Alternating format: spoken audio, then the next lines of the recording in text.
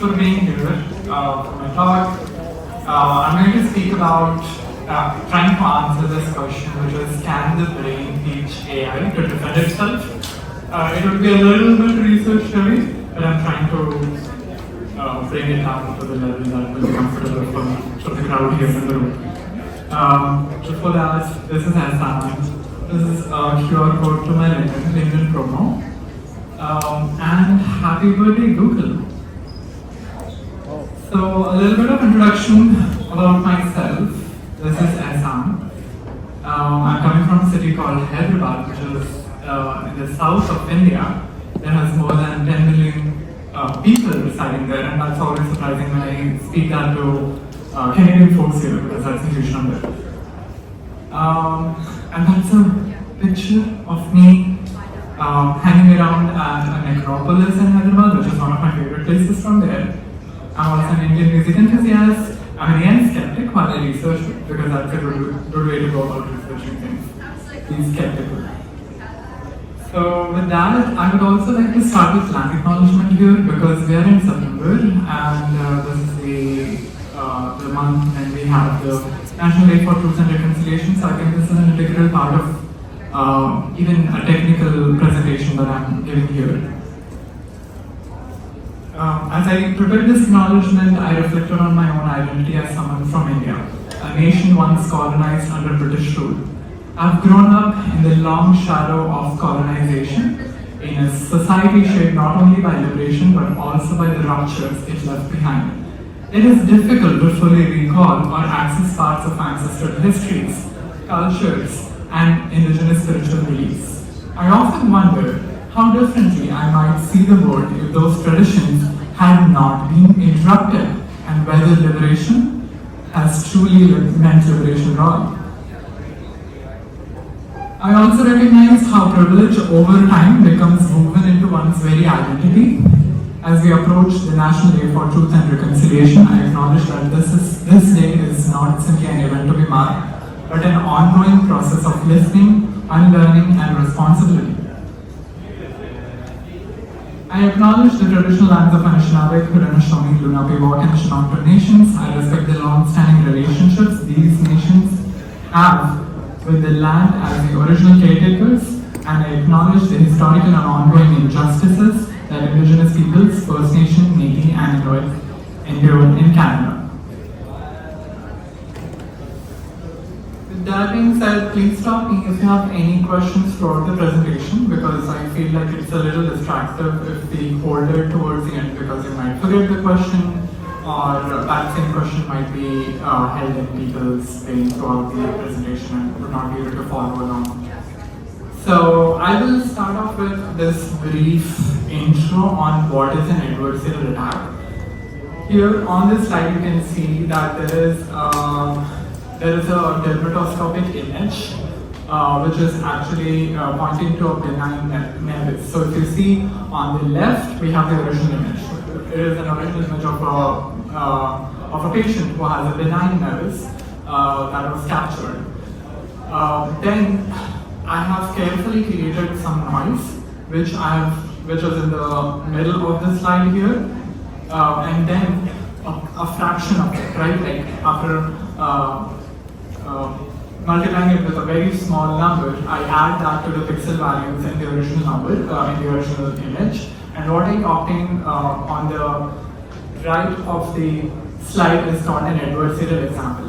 So basically an adversarial example, as you can see on the slide, is very much visually the same for us as humans.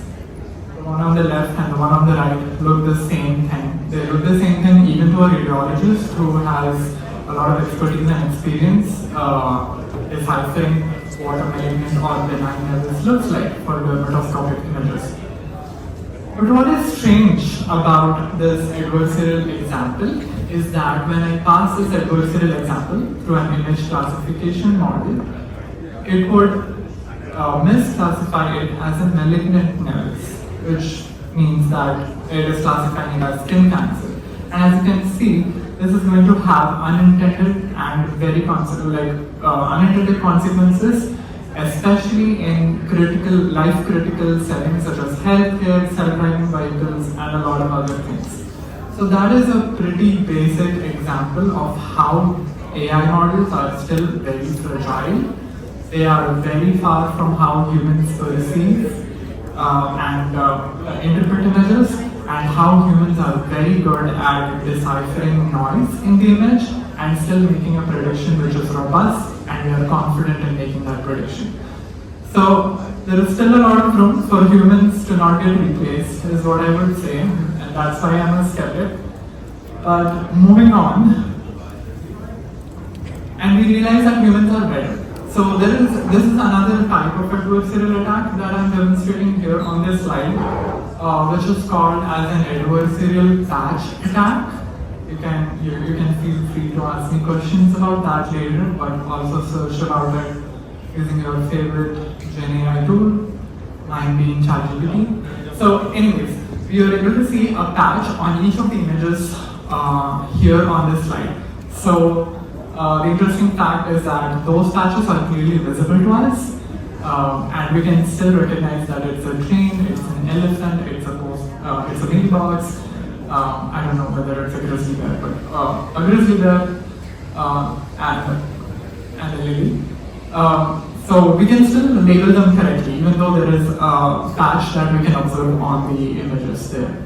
But when you pass the same patches, when you pass the same images through an AI model, through an image classification model, you'll get the predictions that you get on the bottom of each of the image. The milk can, the baseball, the muzzle, and all those. So they are still very, and there is a plethora of adversarial attacks that are out there. These were just two examples. One is called FGSM that we'll be seeing in a little bit, and this one is called adversarial patch. And then there is a tug-of-war between AI models and humans who want to fool the AI models, and the tug-of-war never completes. So it's like a rat race. So coming to what the roadmap would look like further down, if folks are aware of what AlexNet is an image classification model, a computer vision model, and we will be looking at how we can train CFAR10, which is the data set, on AlexNet. How we can train AlexNet on CFAR10, and then perform the FGSM attack that I'm talking about. Then we will do something which is more brain inspiring, because now we understand that human brains are very robust to such noise, and then there is a lot of things that are happening in the human brain that make it more robust. And we'll just look at one mechanism that is brain inspired. And then we'll try to attack the same AlexNet with that additional layer, which is what I'm calling as LP convolution. We're going to train it again on CFAR10, and then we are going to perform the same FGSM attack on it and see if there is a difference in the results there. So, getting started with the FGSM attack. The big idea is basically that when you're training a neural network, as everyone might be familiar in the room, is that the neural networks get trained using a loss function. A loss function basically is an objective which is trying to minimize the error between the predictions that AI model makes and the actual prediction or the correct label. So that is what we are trying to minimize. Whereas in case of FGSM, we are going to do the exact same thing, but we are going to tweak it by saying that we are not going to decrease the loss function, we are not going to decrease the error, but rather we are going to increase the error. So the way the increase of error is going to happen is through something called as gradient descent, whereas we are going to use gradient descent. So we are basically going to say to the AI model that if these changes are going to make you more susceptible to errors, do it. So that is the idea behind FGSM. FGSM stands for fast gradient descent method. So the idea is basically flipping that minimization of loss function. So we are maximizing loss function with a tiny input tweaks until we fool the model. And then we capture that noise, we add it to the image, and then we pass that image. And now we know that this image is going to be easily be able to fool that AI model. So these are very small and subtle changes, as you have seen in the previous slide. The only thing that I did differently was, in order to visualize the actual error or the adversarial noise, I multiplied with it with a huge number. whereas they are very small. So we multiply it with something like 1 minus 1 or 1 minus 2, and then put it on, overlay it on top of the image. So these are invisible to humans, so humans are robust, whereas models are not. The mathematics is basically this. When you have the adversarial image is nothing but the actual image with an addition of the sign of the gradient. So we are adding the gradient instead of decreasing the gradient, and you know why we are doing that. We are trying to maximize the loss instead of minimizing the loss. The gradient being our way to measure which direction to go in. So x is the original image, y is the true level. The j theta of x comma y is nothing but the model loss. It can be any loss that you would like to play with. Maybe cross entropy, binary cross entropy, and a lot of other losses are out there. And then the theta with respect to x of j is nothing but the gradient with respect to the input. So we are trying to see when we have this error, how does that error is derived with regards to the original image. So if it is, and that is what we are calculating, and that is the delta there.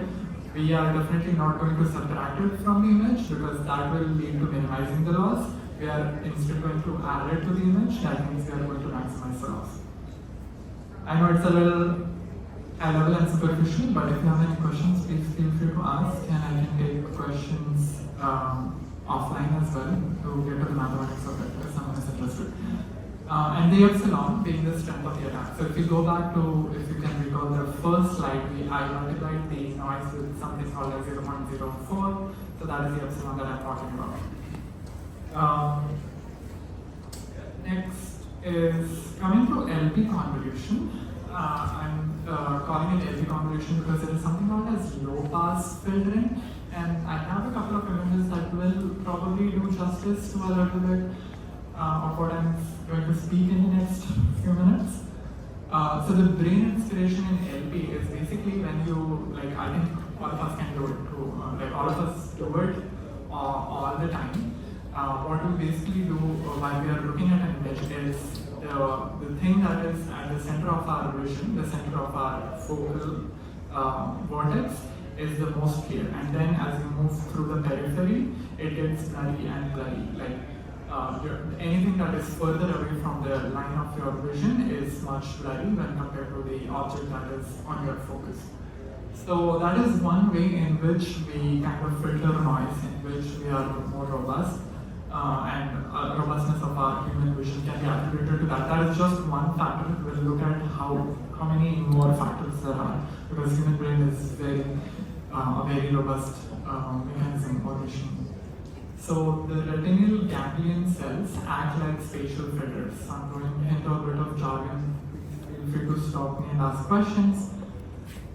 So the retinal ganglion cells, which are the cells on the retina, act like spatial filters. So they do some form of spatial filtering. So when you have a matrix of retinal cells on a line on the retina, all of them are going to give their own outputs, but then you are going to merge those outputs together to create a sort of blurring effect, and that's what you see when you are looking through your eyes, right? Like when you are focusing on something, then the light is passing through exactly and falling on the spot where the focal clarity or the acuity is very high, whereas when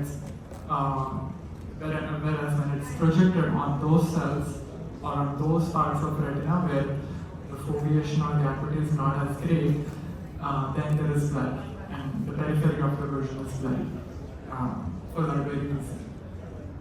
So you may ask, why spatial filtering, right? Are we not getting rid of information? Because you would definitely want to go ahead and capture an image which is as clear as possible and has the highest resolution possible, because resolution means information. But there is something broader to that. As you can see, when you're having an adversarial noise, one thing that can happen is if you're blurring the image, you're also blurring the noise. So that way you are going to emphasize those parts of the image that are the most reliable in making a prediction. And what I mean by that is I would encourage everyone to be as imaginative as possible. So when you're looking at a cat, and what I do with the cat is I basically paint the cat like black and white strips or maybe something else, maybe like wooden texture, but you are able to still find the shape, the contour that the cat has, and the very high level features like eyes, the paws, the limbs, and the tail, and all of those very high level features. And these are very predictive when it comes to human brain. So the human brain, when it's looking at an object, like a lot of people wear different kind of different garments of different colors and different sizes and different textures, but we still won't confuse one human from the other because of the way they are dressed.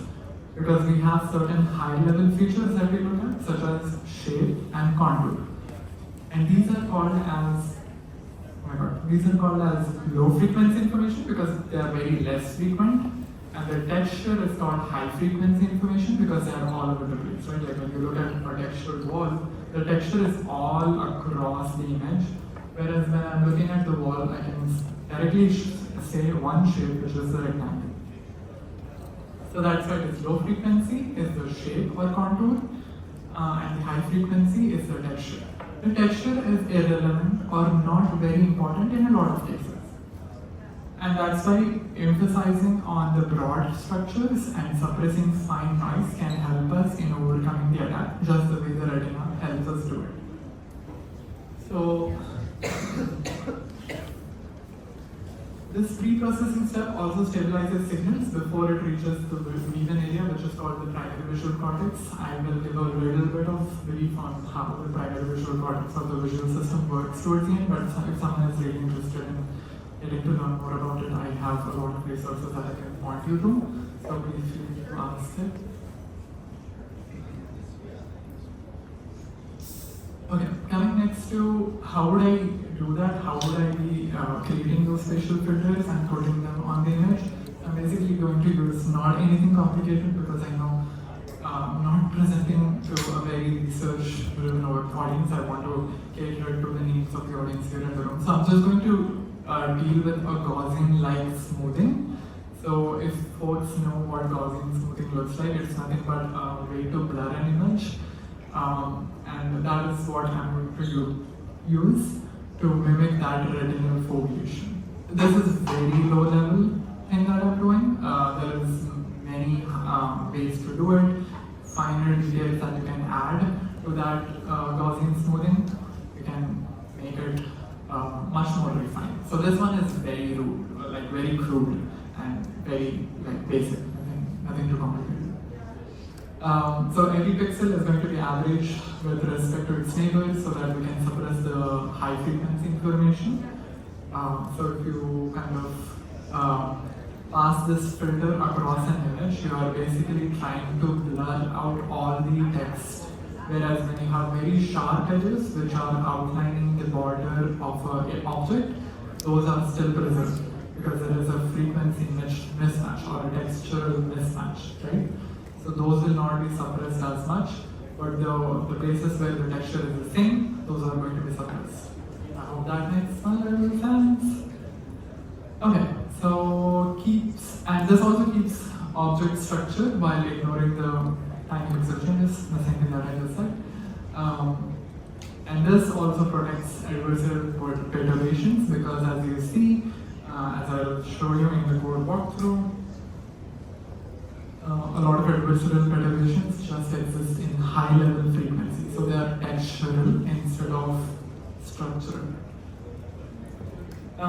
So this is from a paper which shows how blurring happens. So that is basically how we look at images.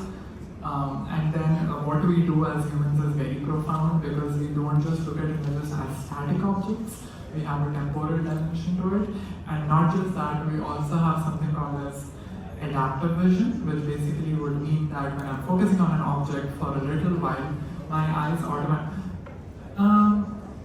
You might have already observed it, right? Like when you go to your bed, you you're just turning off the light, and for a moment the room is pitch black, like it's dark, you can't see anything. And within the next few seconds, you're able to see objects miraculously, right? So the human eye, or like the human vision, also has that ability to, when I'm looking at someone specific, I automatically adapt to the lighting conditions that they have. It also becomes part of the way I process the image, and also helps us in dealing with adversarial perturbations. So this is basically from a paper. So it shows you how all those masks, if I combine them temporally, because I don't have a temporal dimension for a computer vision model when I'm passing them a blank static image, right? So how to add temporality is using different masks, which can mimic human vision, light to dark switching, and things of that sort. So if I combine all those images, that's ideally how we look at people. Like, I know it's very over exaggerated, but that's what basically happens because we are so used to it.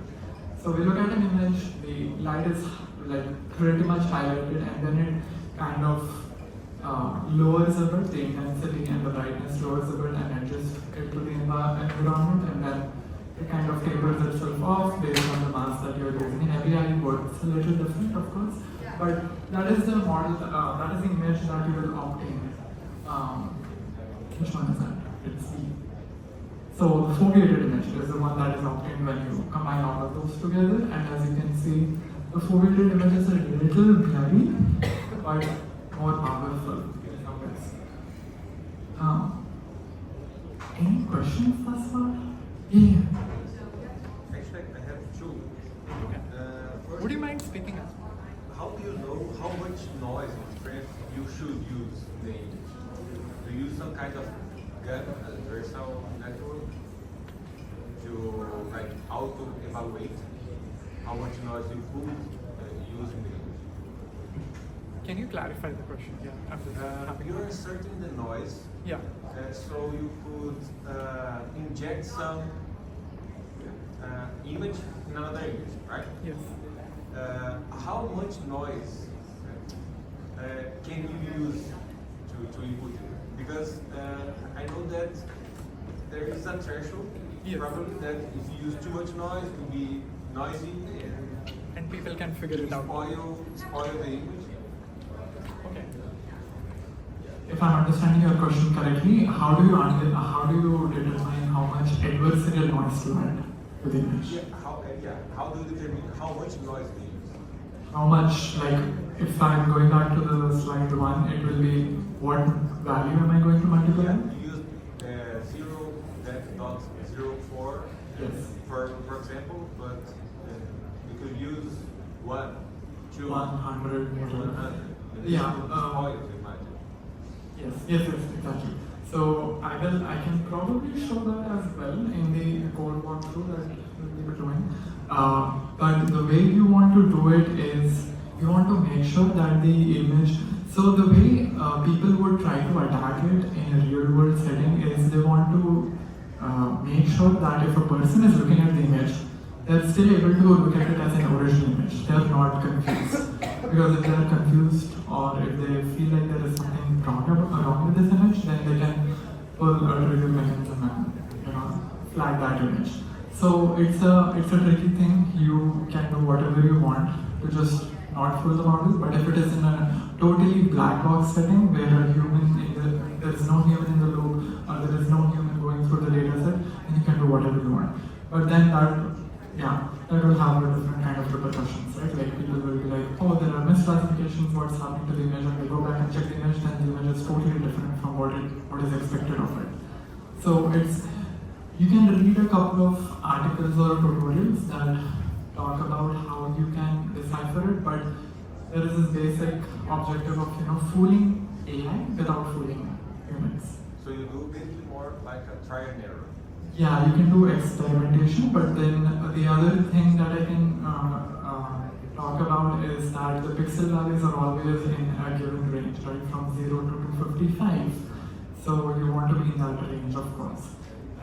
If you're going beyond that range, you're like either rendering the image black or completely white, depending on your color scheme.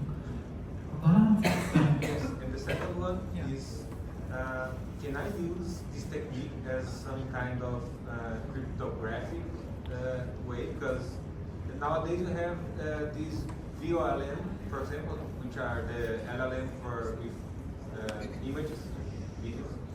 And can I use this, for example, to insert a text image into another image, so a VLM could tell me what's inside, what's the message inside the image?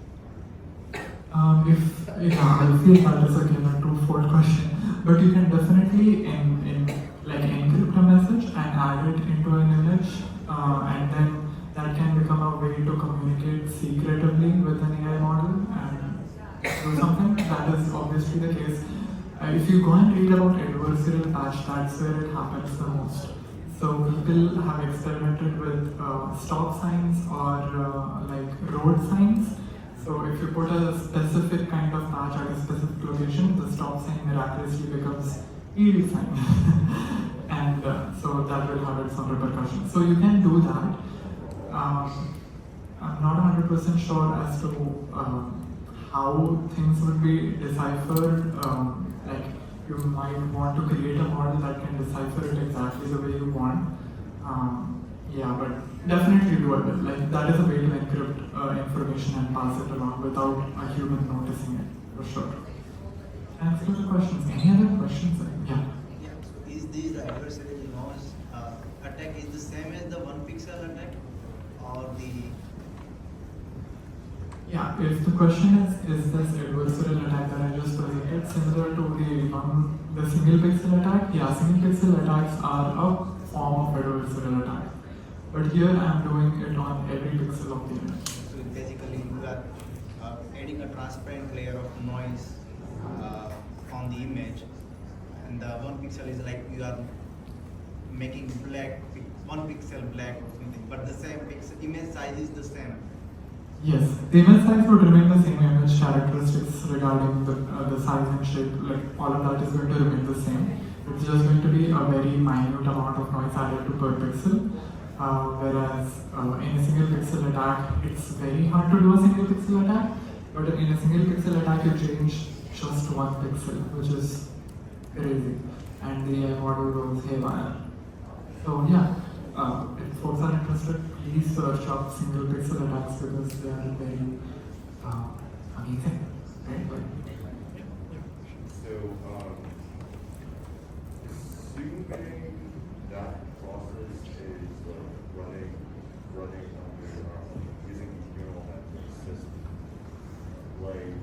how many in percentage of range, how many percentage of masking would you use? Because, for example, in LLM, though, if you get a string, you usually mask around 60% to 90% of the text, as well as the image content. So, is your question what is the percentage of the image that is being masked? Yes. Totally depends on you. I'm going to show you how, if I just go back for a bit. Because what I know from building CNN stuff is that, so for, let's say you have three different pictures of dogs, what neural network does is it kind of breaks down into the pattern that it observes. If it's dog or cat or lion, everything kind of is. But I'm not sure about the why you would mask it.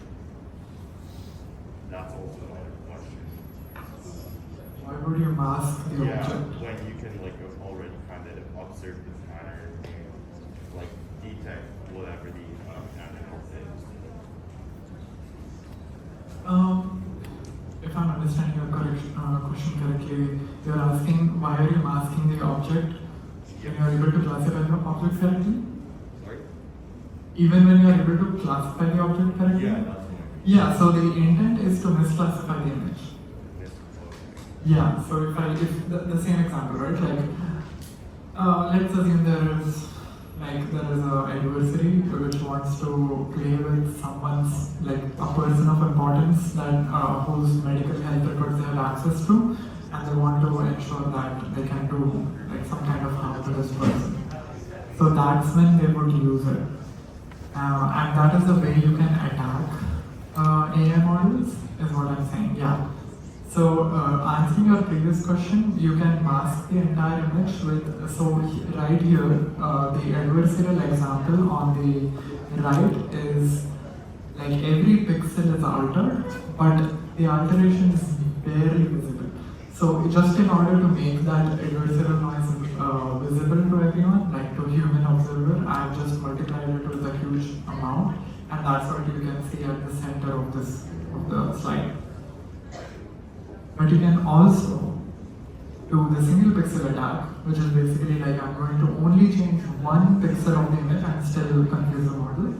Or if I want, I can go ahead with the patch attack, which if you can see, all the patches, interesting, all the patches are on the bottom, what is it, right? Bottom right corner.